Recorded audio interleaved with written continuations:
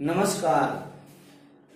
आज हम कक्षा 10 गणित अध्याय 4 में प्रश्नावली 4.2 के सवालों को हल करना सीखा।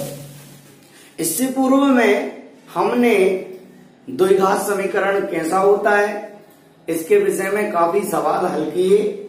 द्विघात समीकरण के अलावा शून्य क्या होते हैं, शून्यकों का योगफल क्या होता है, शून्यकों का गुणनफल क्या होता है और द्विघात समीकरण की घात क्या होती है, किस प्रकार से गुणनखंड होते हैं, आदि आदि चीजें हमने इस सवालों में इससे पूर्व की क्लासों में सीख चुके हैं। अब हम 4.2 में क्वेश्चन नंबर 3 प्रश्न क्रमांक 3 को हल करते हैं। प्रश्न क्रमांक 3 कह रहा है कि ऐसी दो संख्याएं ज्ञात कीजिए जिनका योग 27 हो और गुणनफल 182 हो।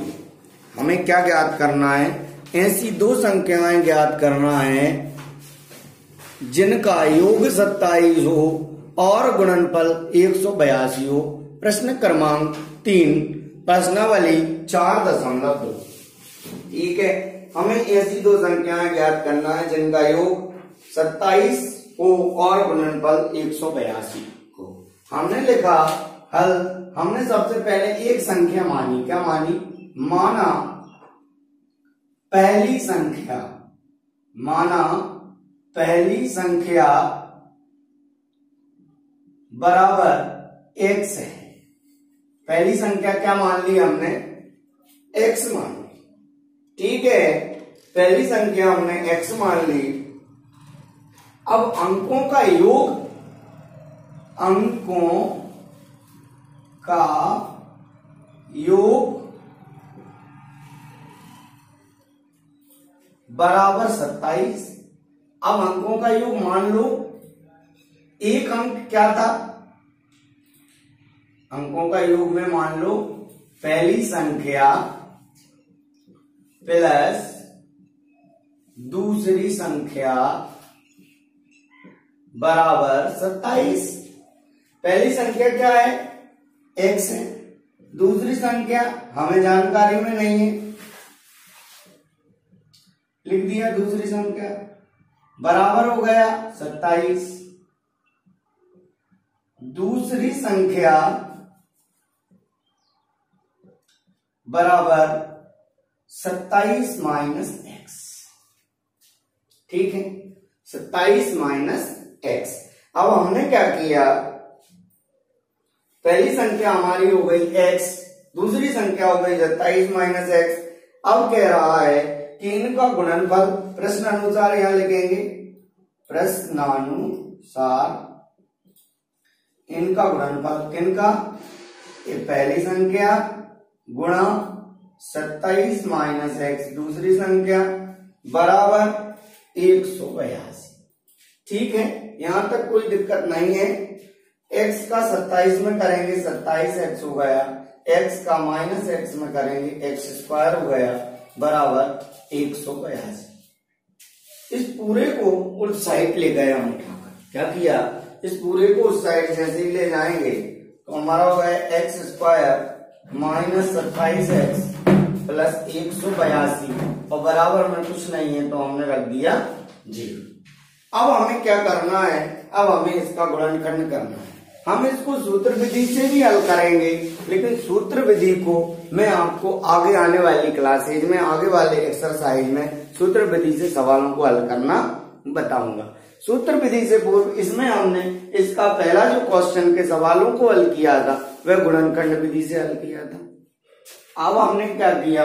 हमें ऐसी दो संख्याएं लेना है जिनका गुणा करने पर आपका 182 आ जाए और जोड़ने पर 27 आ जाए।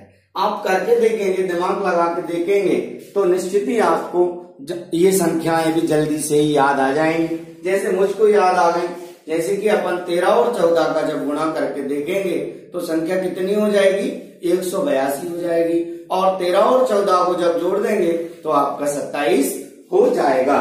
ठीक है, हमने क्या किया? x स्क्वायर, ठीक है, और माइनस का 14x माइनस का 13x प्लस 182 बराबर 0। दो दो के जोड़े बन जाएंगे तो x बाहर ले लिया तो यहाँ बचेगा x माइनस 14 और जो यहाँ x माइनस 14 बचेगा वो यहाँ बचेगा x माइनस 14 और ये है प्लस 13। तो ये आपका एक हो जाएगा x माइनस 14 और एक हो जाएगा x प्लस 13। बराबर में 0 चल रहा है, कोई समस्या नहीं है। ठीक है, नीचे आपको दिखाई दे रहा है साफ साफ। ठीक है, इतना आप समझेंगे। इसके पश्चात हमने यहाँ पर देखा कि एक हमने लिया x माइनस 14 बराबर 0 और दूसरा लिया x प्लस 13 बराबर 0। तो ये हो गया x बराबर माइनस 13। ठीक है, ये बराबर x बराबर हो गया माइनस 13 और ये हो गया x बराबर 14। क्या हो गया? x बराबर 14। ठीक है, अब हमें क्या हुआ? दो मान हो गए, अतः हमें संख्याएं क्या हो गई? हम माइनस वाली को छोड़ देते हैं। माइनस वाली को क्या करते हैं? छोड़ देते हैं, माइनस वाली संख्या को नहीं लेते। अतः हम लिखेंगे अतः वह दो संख्याएं 14 व 27 में से 14 को घटाएंगे तब 13 आएगा, 13 होंगे। ठीक है, ये हमारा उत्तर हो गया। इसको आप नोट कर लें। इसके बाद हम दूसरे क्वेश्चन यानी चौथा क्वेश्चन के सवाल को हल करेंगे। चलिए, प्रश्न क्रमांक 4। प्रश्न क्रमांक 4 है, दो क्रमागत धनात्मक पूर्णांक ज्ञात कीजिए जिनके वर्गों का योग 365 है। दो क्रमागत धनात्मक पूर्णांक ज्ञात कीजिए जिनके वर्गों का योग 365 है। सेम इसी के जैसा सवाल एक 290 है जिसमें आपको विषम पूर्णांक लिखा रहता है और वह है आपका पेज नंबर 93 पे एग्जाम्पल नंबर 11, पेज नंबर 93 पे उदाहरण नंबर 11 आप कर लें। ये दोनों क्वेश्चन एक जैसे हैं और बहुत ही इम्पोर्टेंट हैं परीक्षा की दृष्टि से, तो दोनों में से एक आने की पूरी संभावना है। ठीक है, प्रश्न क्रमांक 4 है, दो क्रमागत धनात्मक पूर्णांक संख्याएं ज्ञात करना है जिनके वर्गों का योग कितना दिया है? 365 दिया है। हम लिखेंगे माना, हल डालेंगे और हल डालकर लिखेंगे माना दो क्रमागत धनात्मक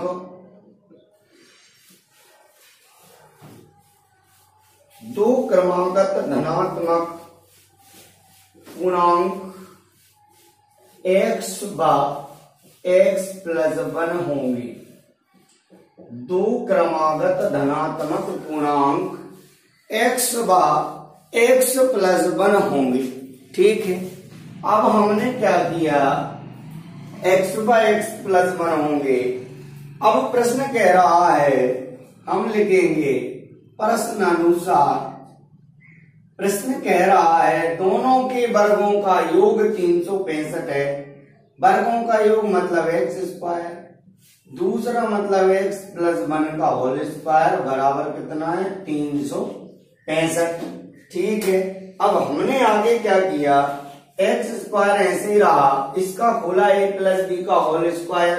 आप सब जानते होंगे, नहीं जानते तो पुनः मैं आपको यहाँ बता देता हूं। फॉर्मूला मैंने आपको पहले भी बताएं और आप कक्षाओं में वीडियो के माध्यम से इस लॉकडाउन अवधि में पढ़ाई कर रहे हैं, तो मेरी कक्षा 8 का वीडियो जो है, कक्षा 7 और 8 के वीडियो कल या परसों के वीडियो में आप देख लेंगे। तो मैंने 8 सर्व समीकरणें लिखी हैं कक्षा 7 या 8 में, और उसको आप जरूर अध्ययन करें जिससे कि आपको आगे की गणित करने में बिल्कुल भी परेशानी ना हो। ये आपका a प्लस बी स्क्वायर है, इसका होता है a की घात 2 प्लस b की घात 2 प्लस 2ab। ठीक है, अब हमने क्या किया? ये लगा दिया इसमें, a स्क्वायर मतलब x स्क्वायर, b स्क्वायर मतलब 1, 2ab मतलब 2x और बराबर 365। ये आपका 1x² और 1x², कितना हो गया 2x², और ये 2x और ये 1 और ये 365 माइनस का बराबर 0। 2x² प्लस 2x माइनस 364 बराबर 0। अब आपका ये हो गया। इसमें हम देखें कि देखो इसको छोटा बना ले तो बढ़िया रहेगा, और छोटा बनाने के लिए क्या करना पड़ेगा, हम देखते हैं कि सामने 2 से भाग लगा सकते हैं, तो हम लिख लें 2 से भाग देने पर, 2 से जैसे ही भाग दिया देखो आप x² बचा, 2 से लिया तो x बचा, माइनस 2 एकम 2, 2 अट्ठे 16 और 2 दूनी 4। ये आपका है। आप यदि ध्यान से देख रहे होंगे तो इससे पूर्व का जो सवाल था ज्यों का त्यों ये बन गया। सिर्फ अंतर कितना है, सिर्फ अंतर कितना है, सिर्फ अंतर यहाँ पे प्लस था और यहाँ पे माइनस आ गया बस। तो वही संख्या ले लेंगे, कौन कौन सी ले लेंगे, 14 और 13 ले लेंगे। वहां पर हमने क्या किया था, उन दोनों को जोड़ा था, यहाँ पे हम क्या कर देंगे, उन दोनों को घटा देंगे, तो आपको 1 बच जाएगा। ठीक है, अब आपको दिक्कत नहीं आएगी। देखो आप x² 13 और 14 ले लिया, बड़ी संख्या पहले लेते हैं, छोटी घटाएंगे, 1 चाहिए इसलिए जो 182 बराबर 0 हो गए। ये x हमने बाहर ले लिया तो x प्लस कितना बचा 14, और यहाँ भी x प्लस 14 लेना है, क्या लेना पड़ेगा बाहर, माइनस का 13 ले लो बराबर 0। तो हमारा क्या हो गया, x माइनस 13 बराबर 0 बटे x प्लस 14 बराबर भी 0। तो कितना हो गया, x बराबर आ गया 13 और ये आ गया x बराबर माइनस का 14। माइनस वाले को हम अमान्य करते हैं क्योंकि हमारे जो पढ़ रहे हैं उसमें हम माइनस को लेते नहीं है। अतः 2 धनात्मक पूर्णांक क्या होंगे, यहां पर लिख दो आप, अतः 2 धनात्मक पूर्णांक, एक क्या आया प्लस में हमारा 13 में 1 जोड़ेंगे तो कितना आ जाएगा 13 व 14 होंगे। ठीक है, ये हमारा हो गया क्वेश्चन नंबर 4 कंप्लीट। अब हम करेंगे क्वेश्चन नंबर 5, प्रश्न क्रमांक 5। प्रश्न क्रमांक 5 में आपको थोड़ा सा समझदारी से परिचय करना है, समझदारी से इस सवाल को हल करना पड़ेगा, अन्यथा की स्थिति में ये सवाल अपनी ट्रैक चेंज कर लेता है। इसलिए आपको पहली चीज तो ये सीखना है कि हम क्या पढ़ रहे हैं, द्विघात समीकरण पढ़ रहे हैं। ठीक, कोई भी चीज मानेंगे उसमें जो वेरिएबल है यानी x y है वो 2 नहीं मानेंगे, कितना मानेंगे 1, क्योंकि द्विघात समीकरण में जो वेरिएबल है जो है अपना वो कितना रहता है 1। जैसे x होगा तो x, y होगा तो y। ठीक है, तो द्विघात समीकरण दिमाग में फिट करना है, कैसा ax² plus bx plus c। ठीक है, यानी x a b की जगह संख्याएं हो सकती हैं और x y की जगह x y भी ऐसे हो सकते हैं। ठीक है, तो ये चीज समझना है। ठीक, तो द्विघात समीकरण सबसे पहले सवाल को समझ करके हमें कहां पहुंचना है कि द्विघात समीकरण कैसे बनाएं, और द्विघात समीकरण बन गया तो हमें हल करना आने लगा। ठीक है, मैं आपको क्वेश्चन बताता हूं, आप पढ़िएगा इसको, बुक के सामने यदि आपके रखी होगी तो आपको बहुत मजा आ रहा होगा पढ़ने में। एक समकोण त्रिभुज की ऊंचाई इसके आधार से 7 सेंटीमीटर कम है, यदि कर्ण 13 सेंटीमीटर का हो तो अन्य 2 भुजाएं ज्ञात कीजिए। बहुत बढ़िया है। अब सबसे पहली चीज यहां मैंने हल डाला, और सबसे पहले मैं क्या करता हूं बच्चों, समकोण त्रिभुज बनाता हूं। क्या करता हूं, समकोण त्रिभुज बनाऊंगा। तो देखो समकोण त्रिभुज कैसा होता है, समकोण त्रिभुज को अंग्रेजी में राइट एंगल कहते हैं बेटा, समकोण त्रिभुज। अब समकोण त्रिभुज होता है एक बिल्कुल सीधी लाइन होती है। ठीक है, ये हमारी जमीन या आधार होता है, और ये जो सबसे लंबी लाइन होती है वो कर्ण कहलाती है। समकोण त्रिभुज की सबसे बड़ी भुजा कर्ण कहलाती है। ठीक है, ये लंब कहलाता है और ये आधार कहलाता है। मैं आपको सबसे पहले हिंदी में या नाम लिख के बता देता हूं। ये क्या हो गया बच्चों, कर्ण हो गया। ये क्या हो गया हमारा, लंब हो गया। ये क्या हो गया हमारा, आधार हो गए। ठीक है, अब हमें क्या करना है, ये कर्ण लंब आधार हो गए। और वो कह रहा है एक समकोण त्रिभुज की ऊंचाई इसके आधार से 7 सेंटीमीटर कम है। यानी आधार हमें पता नहीं है, आधार हमें पता नहीं है तो हमने क्या मान लिया, मान लो x।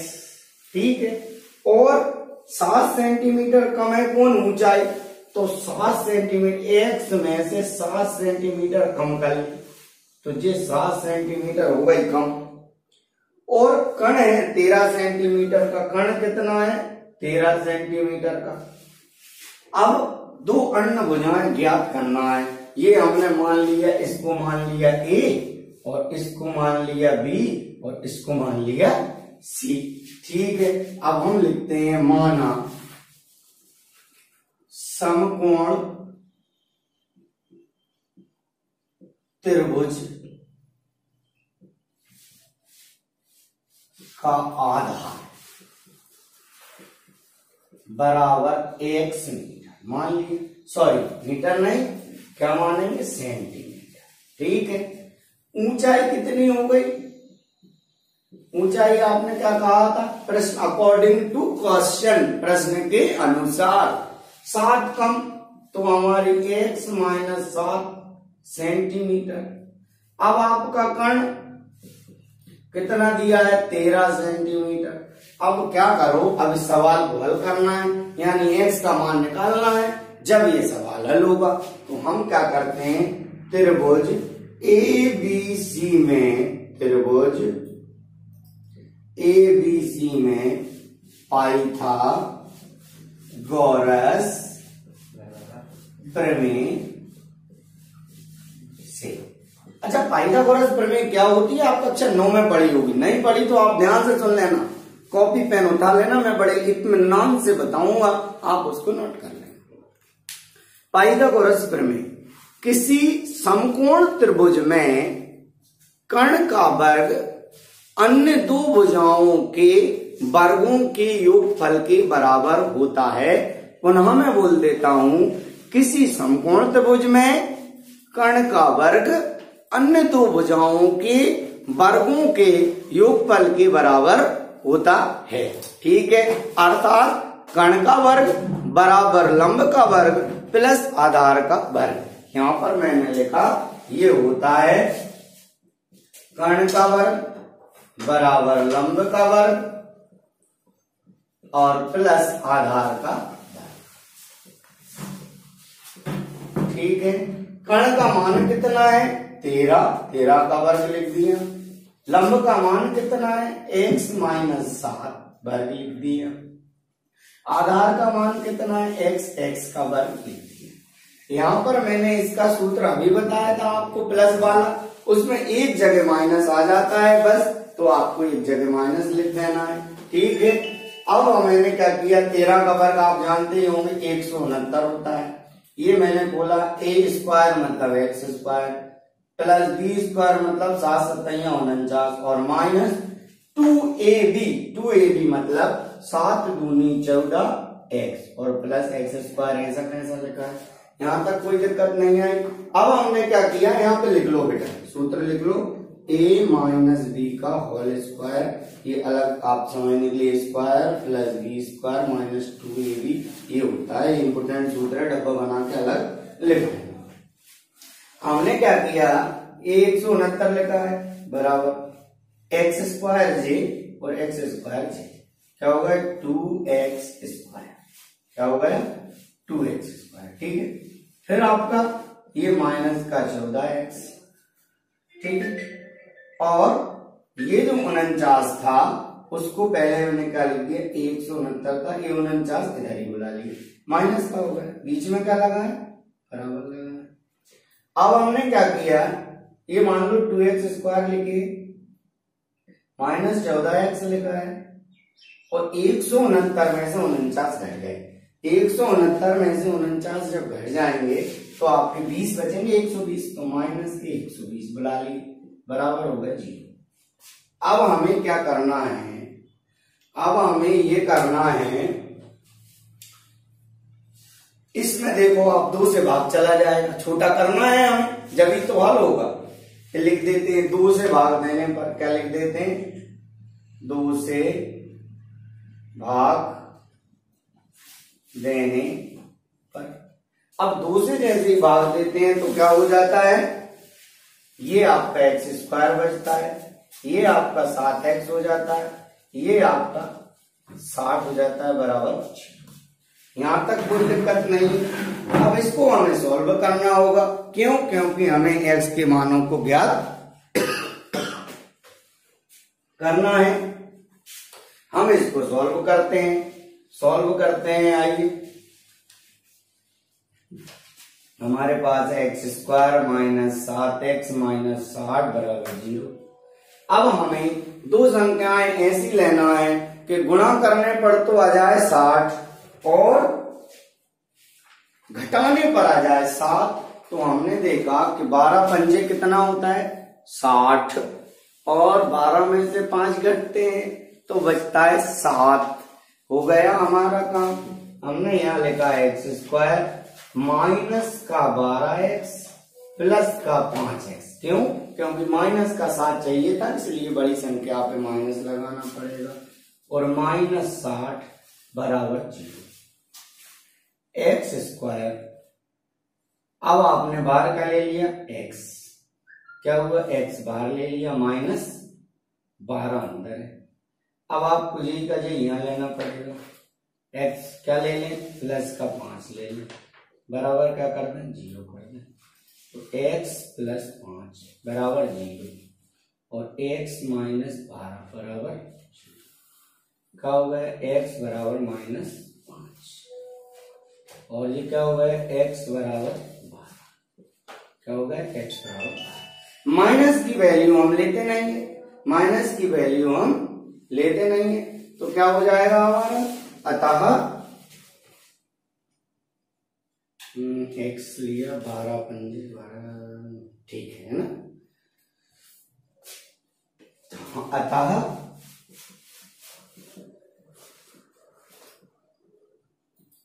त्रिभुज का लंब कितना होगा, 12 में से 7 होंगे, लंब बराबर 5 सेंटीमीटर और आधार बराबर 12 सेंटीमीटर। ठीक है, लंब 5 और आधार 12 सेंटीमीटर होगा। ठीक है, आज के क्लास में हमने ये जो 3 सवाल पढ़े हैं वे अच्छे से आपको हल करना है। आगे के सवालों को हम शीघ्र ही आगे की क्लासों में पढ़ेंगे। जब तक आप खुश रहें, मस्त रहें। धन्यवाद।